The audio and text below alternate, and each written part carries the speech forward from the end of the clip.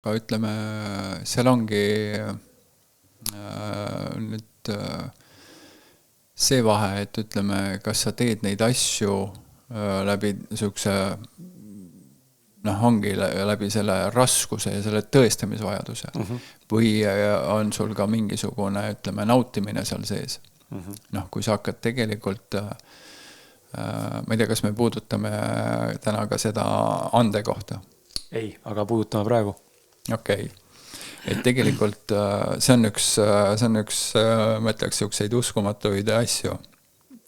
Mis ma enda puhul ka, et Anne ehk loomupärane omandus teha midagi paremini. Just, täpselt. Selles suhtes just meie nii-öelda siis sünniga kaasa antud anne.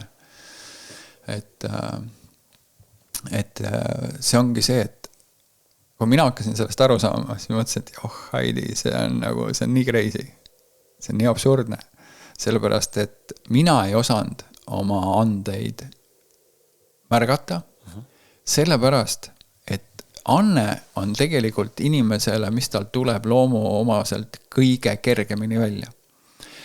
Ja see, me oleme harjunud ühesõnaga elama siin maailmas, eriti materiaalses maailmas, kus sa pead ongi see, et sa pead vaeva nägema, kõik tuleb läbi ühesõnaga töö ja raskuse, sul hakkab ühesõnaga ju, sa pead hakkama juba, sa lähed kooli, sa pead õppima, sa pead tubli olema, sa pead kellegiks saama. Ja sealt hakkabki kõik see ühesõnaga see tõestamisvajadus pihta, on ju.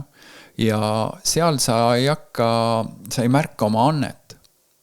Ja kui, ütleme, kui ma hakkasin nüüd alles hiljuti, ma hakkasin päriselt aru saama, mis see anne päriselt on, siis ongi see anne, see ongi kõige absurdsem, et inimesed otsivad oma annet taga ja mõtlevad, et see on mingi imeasi. Siis tegelikult see on nii naljakas. Su anne on see, mis on sinu jaoks kõige kergem asi üldse. Mida sa oskad kõige paremini ja sul õnnestub see kõige paremini, kõige kergemini. See on sinu anne, see on su päris anne. Ja miks me ei väärtusta seda? Sellepärast, et me oleme kasvanud, meid on kasvatatud läbi selle, et kõik peab raskelt tulema. Ja siis me otsime, et see peab olema midagi imelist ja midagi rasket ja see peab nüüd ühesõnaga tulema. See on minu anne. Ja me ei oska märgata seda ja me ei oska kasutada seda ära, et ühesõnaga see sama, mis on sinu jaoks kõige kergem, on su kõige suurem anne. Naljakas ju.